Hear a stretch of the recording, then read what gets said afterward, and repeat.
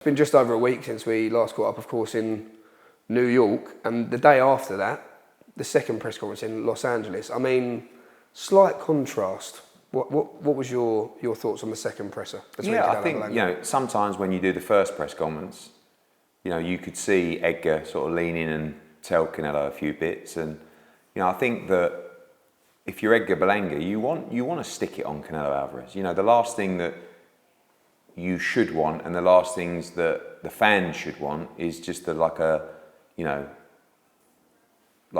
appreciation society for Canelo Alvarez. Oh, thank you so much for the opportunity. No, I'm going to go in there, stick it on you and knock you out.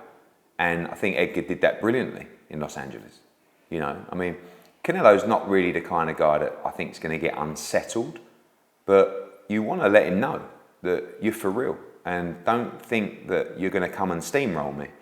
I'm here in the opportunity of my life, for Brooklyn, for Puerto Rico, for my family, to become a great. So don't disrespect me and think this is easy work, because September 14th we're going to go to war. And I love what I saw from Edgar, and I think the fans do as well. Like, we have to remember as well, this is theatre among sport. So this shouldn't just be a thank you, Canelo. Oh, I'm so lucky that you picked me. It's no, I'm going to stick it on you and knock you out and cause an upset on September 14th. And I thought the presser was great.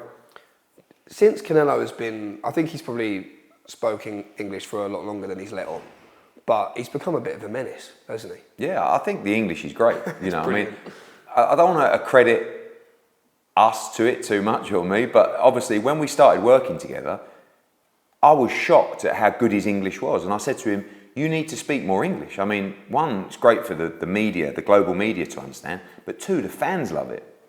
And, it's really coming off the back of the Billy Joe Saunders fight with Demetrius Andrade, at the press conference, that people just love hearing Canelo talk trash in English. And he's like you say, he's a menace at the pressers. I mean, he's brilliant. Bringing the character and personality out of a fighter is so important. We saw that with Crawford at the Riyadh season event. You need to let the public see that side of them.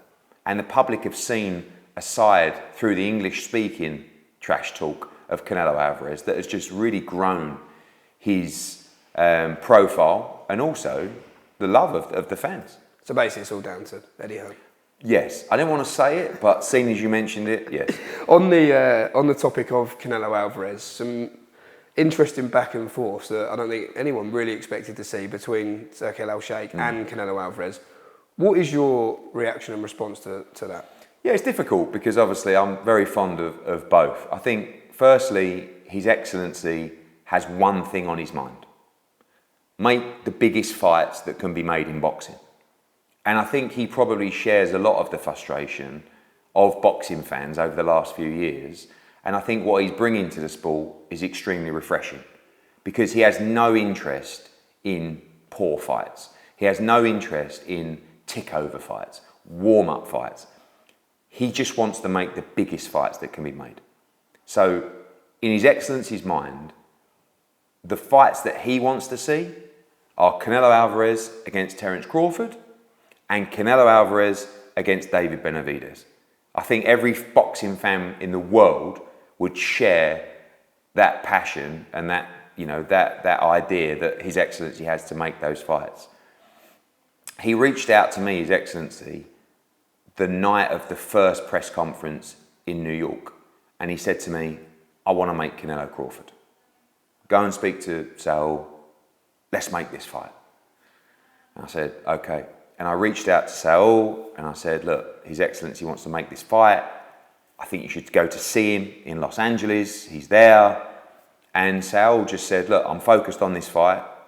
I won't talk about another fight till after this fight.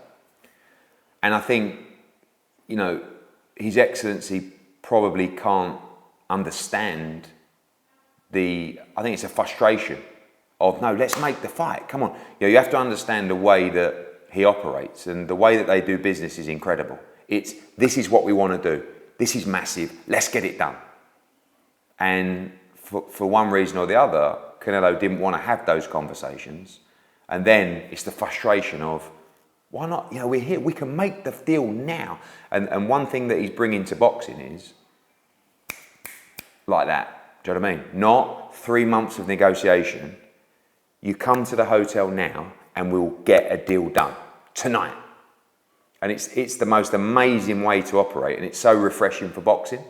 But it wasn't the way that Canelo wanted to do that deal, and he wanted to wait till after the Belanga fight, which, you know, frustratingly for His Excellency, kills the Crawford fight for February because he wants to get that fight made now.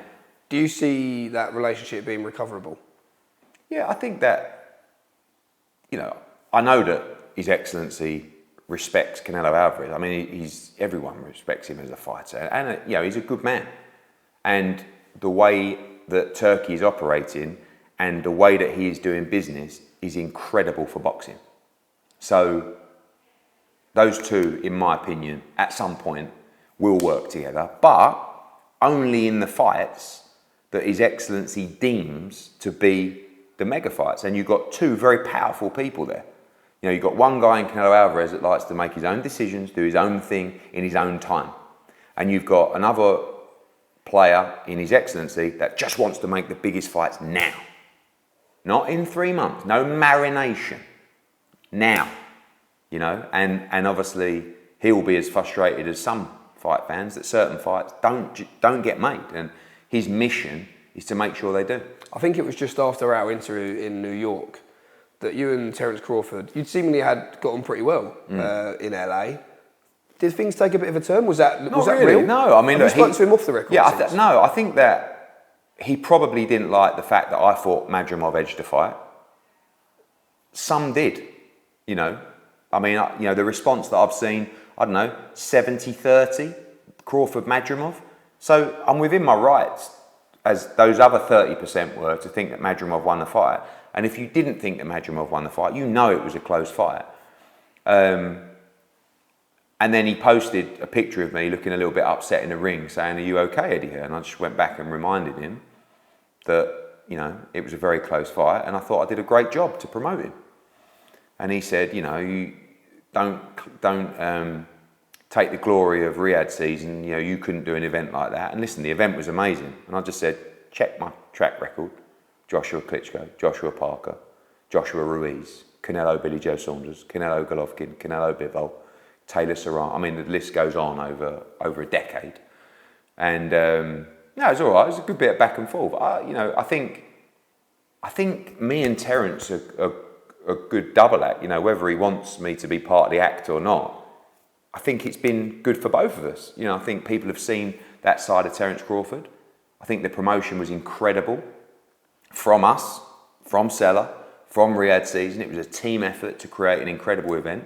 I think his profile went through the roof off the back of that, and it was a great night for Terence Crawford and a great victory. But I'm also always going to tell you, speak my mind. I'm not just going to, you know,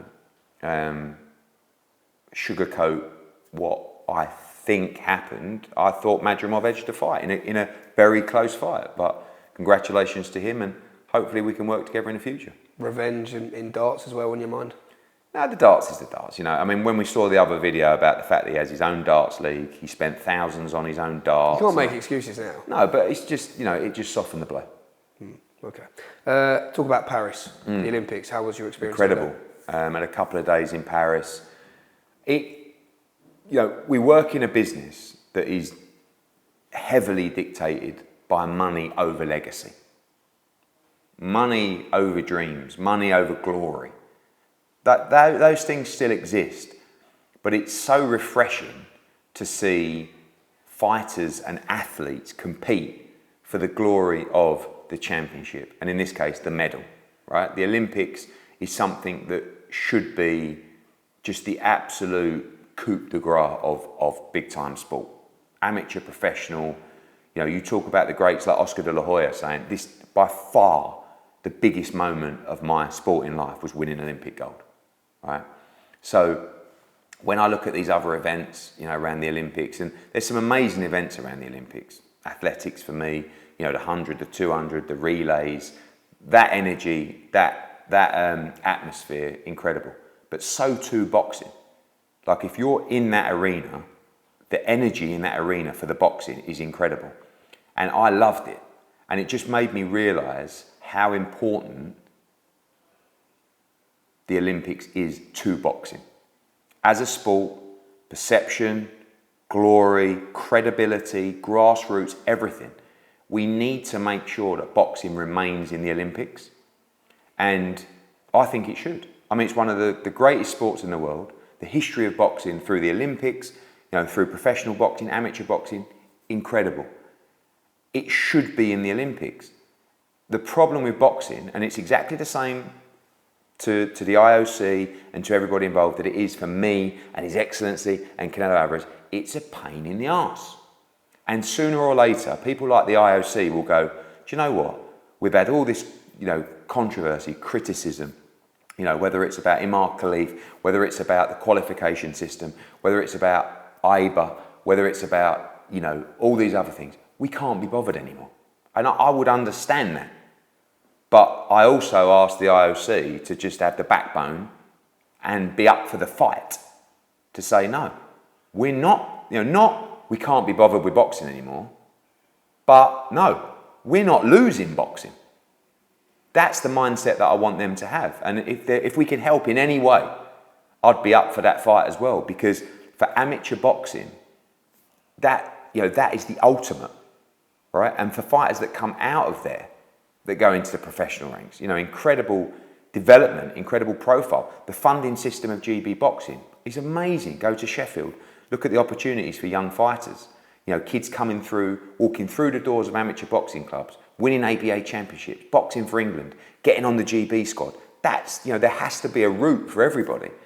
And you look at the great fighters that have won golds and been a part of the Olympic system, it would be a travesty to not have boxing in the Olympics. And we must make sure it stays. So would you be willing to reach out to all the big players in the sport and try and come at the together moment, to make a difference? I don't even understand all the politics of amateur boxing. It's pretty clear. You've got the IOC, you've got IBA, you've got the World Championship. You can't enter this. If you go in this, you can't go in the Olympics, etc. But the IOC and the Olympics is big enough, to, in my opinion, take more of a footing and control of the sport. I have to understand it more. But I hate the idea of it's a pain in the arse, let's just bin it. Because it doesn't have to be like that. It's one of the greatest sports at the Olympics. And it's so important to the sport. So let's not just say, I can't be bothered with it anymore. Let's say, no. We'll find a way. Let's be bothered with it. Because a lot of people are bothered with it. And it's so important that it stays in Los Angeles in 2028 and beyond. So, like I said, if I can give my time, if anybody, if we can find a way, a path together to try and maintain its position, I think it's really, really important. When you're looking at the crop of Olympians who we've just seen from Team GB and further afield, how much of that is completely down to you, from the fighters you maybe watched in the flesh, fighters that you like the look of, their personality as well as their fighting style? Have you got your eye on anyone? Yeah, I mean, when you look, we don't just sign Olympians, but obviously if you get there, you're a quality fighter. If you medal, you're a quality fighter. And if you've had that platform globally, especially if you go deep in the tournament, a great kickstart for your career. I had, numerous meetings in Paris with young fighters and their families and their coaches. And, I won't tell you all the names that I had meetings with and who I had my eye on, but there were some very, very good fighters from America, from Mexico, particularly, of course, from Uzbekistan, who picked up 5 golds. Quite incredible. GB didn't do so well this year, but also have a great crop of fighters who will be very good pros as well. Some fighters I watched at the Olympics win gold and thought, I'm not sure how effective your style would be in the pros or how exciting your style would be. And others I looked at who lost in the first round, in their first fight, and thought, you'd be a great pro, and I know you. So now is a little recruitment process over the next month or so to probably sign 4 to 5 fighters from the Olympics, and maybe from those who didn't quite qualify for the Olympics. Because, you look at fighters like, Callum Smith's a great example. Didn't qualify for the Olympics, probably should have qualified for the Olympics, but didn't. Went on to become Ring Magazine World Super Middleweight Champion, and a lot of other fighters that didn't quite make the Olympics that have become great pros. So the answer to your question is got my eye on a lot of fighters who were at the Olympics, and will continue those conversations and make some announcements about those signings in the coming weeks. When you talk about the future of UK boxing, GB boxing, amateur and pro, obviously so much attention has been in Riyadh and it's been on the show in LA, but a big September, firstly of course a big night at Wembley, followed by a new revitalised show in Sheffield the week after. Yeah, I mean September is a huge month for us in general. You know, we have September 13th in Mexico, September 14th Canelo against Berlanga, September 21st Joshua against Dubois, Riyadh season, Wembley, which is going to be incredible. Josh Warrington, also of course for Kakachi and others as well. September 28th, as you said, Sheffield now, Dalton Smith going for the European title, Johnny Fisher in a great fight with Rudenko, Terry Harper against Rhiannon Dixon for the world title as well, big show in Sheffield. And then you go into October, you know, October 12th, Bivol Beterbiev, of course, Riyadh season, some other Matchroom fighters on the card there to be announced soon. And then you go October 24th for the rescheduled Prograis against Catterall card at the Co-op in Manchester. So a massive couple of months coming up, and you know we've got to really maintain that position all round. You know, big shows, of course, in the UK, in America for Riyadh season, the Olympics. You know, keep investing in grassroots boxing. So there's so much work to do, but we're in a great spot. And in terms of towards the end of the year, when you look at potential matchups, one that's been spoken about recently quite a lot is Sonny Edwards against Galal Yafai. Any developments? Not done, but love the fight, you know, and it's a fight that I really want to make badly because it's a bad blood, all British fight with two world-class fighters. And yeah, I'm working hard to get that over the line, and hopefully we'll have an announcement on that soon. And then by next year you'll be MP for Brentford? Well, we'll see about that. We've got a lot of work to do in boxing first. Are you actually considering that? No. Maybe.